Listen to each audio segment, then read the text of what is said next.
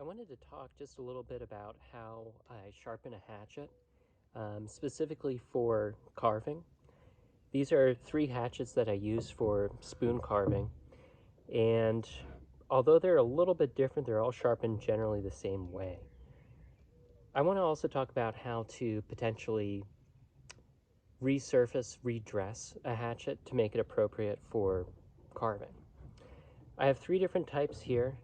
The 2 on the left are what are called hewing hatchets. These are older hatchets. You can see they're flat on one side. The bevel is only on one side here. And that's a little atypical.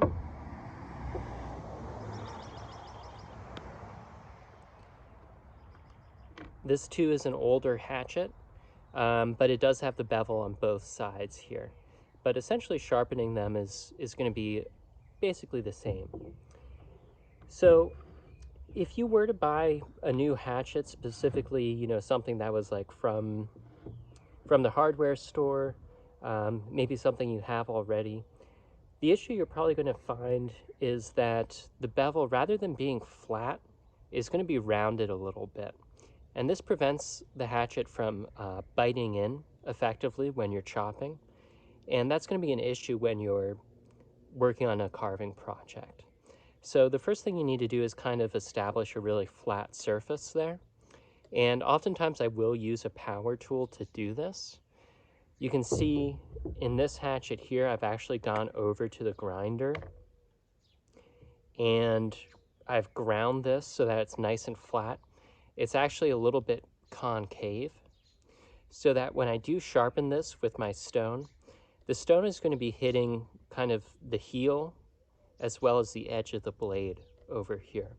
And this will be nice too, because when I do need to resharpen, I will only be hitting these 2 points rather than making contact with the whole surface, which will require more work to remove material. And this is specifically called hollow ground.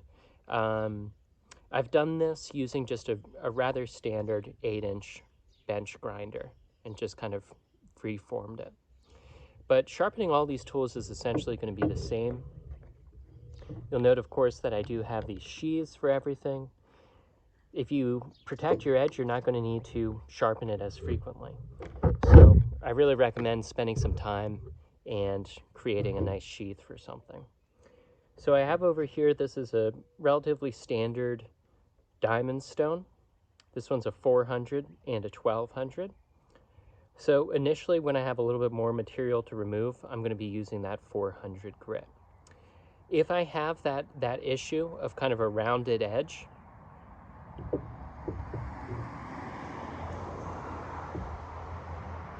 specifically, you're going to find that probably in your double bevel axe.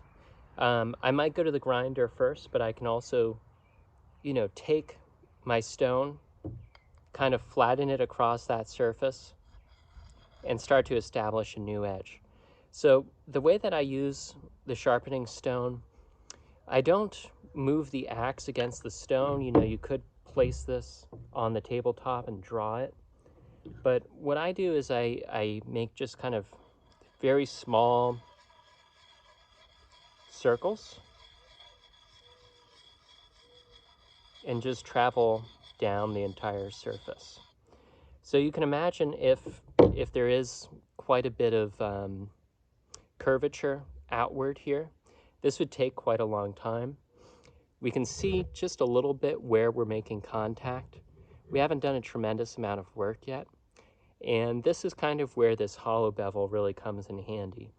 So if you are trying to establish a new edge, if you have something that's been damaged or missharpened for years, and that's typically the case of something you might have laying around the house or something you'd even pick up new at the hardware, it does make sense to use a power tool. So here we have this nice hollow ground, and we'll see as I start to sharpen, it's going to just create kind of a nice smooth spot, top and bottom here, and that's what we're looking for.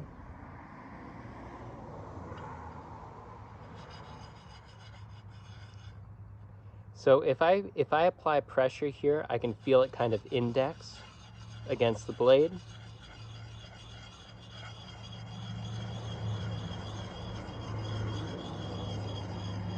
Just slowly starting to work down.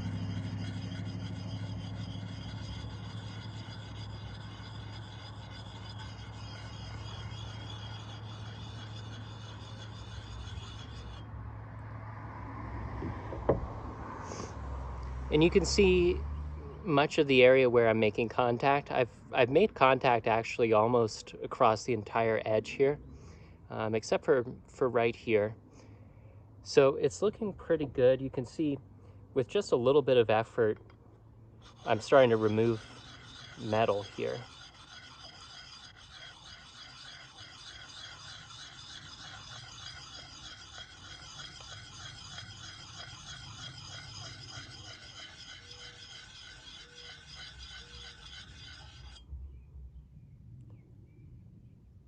So it may be hard to see in the video, but I have actually made contact all the way across the surface. And probably just that little bit of effort is all I really need to remove any irregularities that would cause kind of a dull spot in the blade here. So this top surface is probably fine.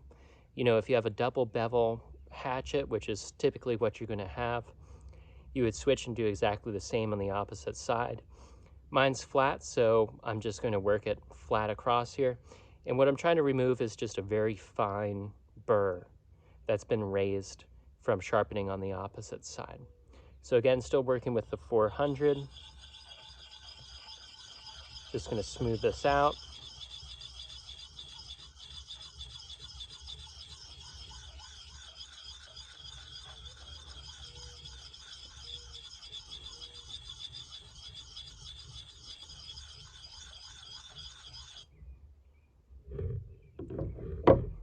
And it's pretty apparent where I'm actually hitting. The burr now has actually flopped over to the other side a little bit.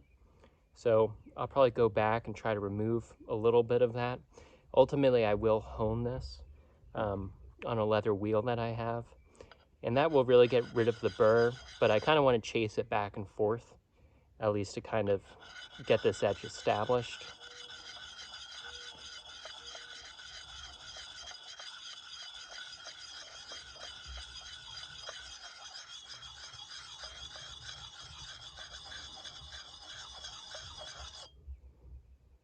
Okay, so again, got the whole surface here. The burr, of course, is flopped back in the other direction. I'm going to hit once more.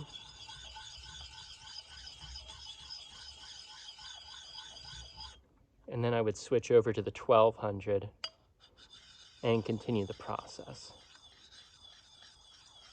So obviously the 1200, it's a little bit finer. It's not going to cut as deeply, so that's going to give you a better cutting surface.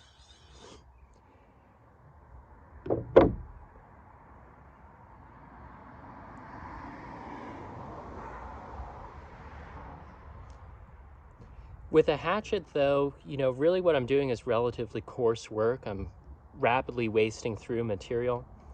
I don't need the very best edge on here. I want it to be nice and sharp. I want it to cut efficiently.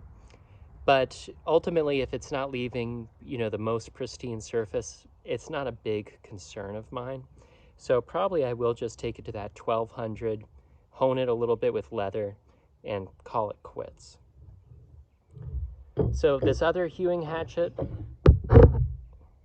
that I have here operate basically the same way, working on the front and the back here.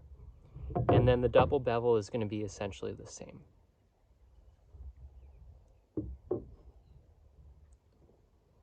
So if you do need to remove a lot of material, you're going to probably use a grinder. You could also use things like a belt sander to remove a lot of metal.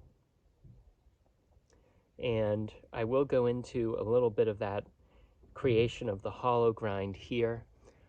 This is going to really save you time if you need to sharpen your tool a lot. But again, if you protect your edge, you're going to save a lot of time, and that's really the way to go. It was very quick to sharpen this hollow grind here, but with something with a long bevel like this, it's going to take an extremely long time to actually sharpen that tool up, even if you are using a relatively coarse and efficient.